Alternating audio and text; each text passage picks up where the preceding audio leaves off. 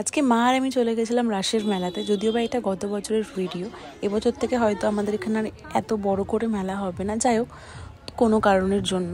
তো তারপরে আমরা চলে গেছিলাম সাজা গোজার জিনিসের দোকানে, যেখানে প্রচুর কানের রয়েছে, প্রচুর ক্লিপস, মানে চোখ ধাঁধা লেগে যাচ্ছে যেটাকে বলা হয়। তারপর মা এখান থেকে কিছু ক্লিপস গার্ডার কিনলো। কেনার পর আমরা সোজা চলে গেলাম খাবারের দোকানে। আর এখানে তো কত রকমের খাবার রয়েছে, মানে দেখে আস লোভ সামলাতে পারিনি। তারপর চলে গেলাম পিঠের কাছে। পিঠে দেখে মানে কি বলবো, সিরিয়াসলি মুখ থেকে জল বেরিয়ে গেছিলো। তারপর মা বললো চল একটু পিঠে খাই। তো মা এখানে পিঠে খাওয়া শুরু করে দিয়েছিলো। এখানে কি একটা পিঠে, নামটা আমার ঠিক মনে নেই, খুবই টেস্টি খেতে ছিল। আর মা আমার মুখের মধ্যে এমনভাবে ঢুকিয়ে দিয়েছে, এত বড় একটা বাইট ঢুকিয়ে দিয়েছে, আমি না মুখটা নাড়াতেই পারছি না, মানে খেতে আমার ভীষণই প্রবলেম হচ্ছিলো। তারপর মা বললো চল আমি একটুখানি গেম খেলবো। আমি ঠিক আছে খেলো। ওই যে হয় না যে বল ছুড়ে দেয়, নাম্বার অনুযায়ী প্রাইজ পায়।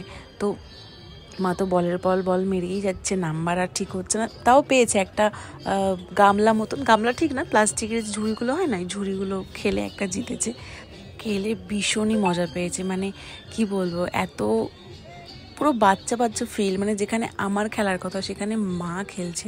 তো যাই হোক, এইভাবেই আমি ব্লগটা শেষ করতে চাইছি। তো দেখা হচ্ছে নেক্সট ব্লগে। আর আমাদের রাসের মেলা হয়তো আর এবছর থেকে হবে না।